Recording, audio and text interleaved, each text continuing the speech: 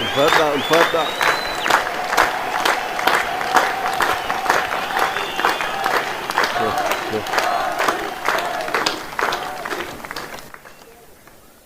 nagaan waaqayyoo isiniif haa baay'atu.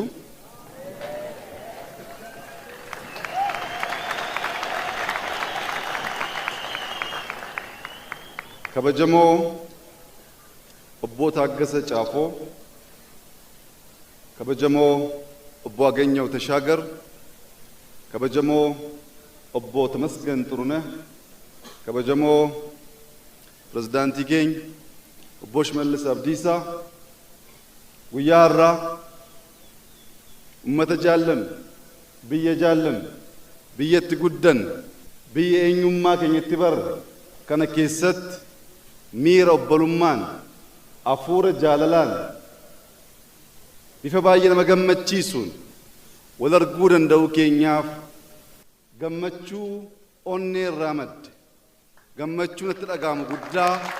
isinii ibsuu barbaada. biyya ofii, saba ofii, ummata beekan, aadaa beekan, fuula beekan arguun onnee namatti tora.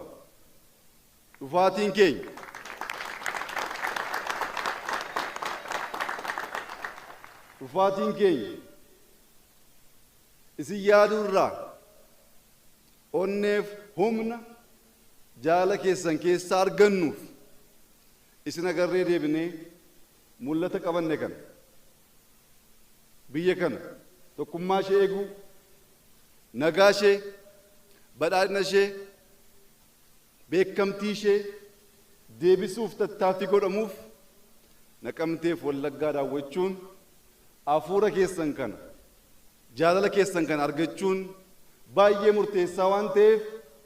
dhimma ofiitiif dhufnee akka aadaa keessanii nu kabajjanii, nu simattanii jaalalaaf miira obbolummaa nutti agarsiisuu keessaniif kabaja guddaa ummata Wallaggaa guutuuf qabnu ganama kana isinii ibsuu barbaada.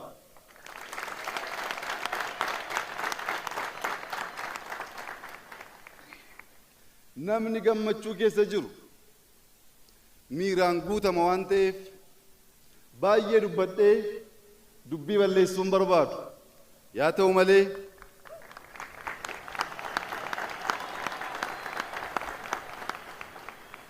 yaa ta'u malee gabaabseen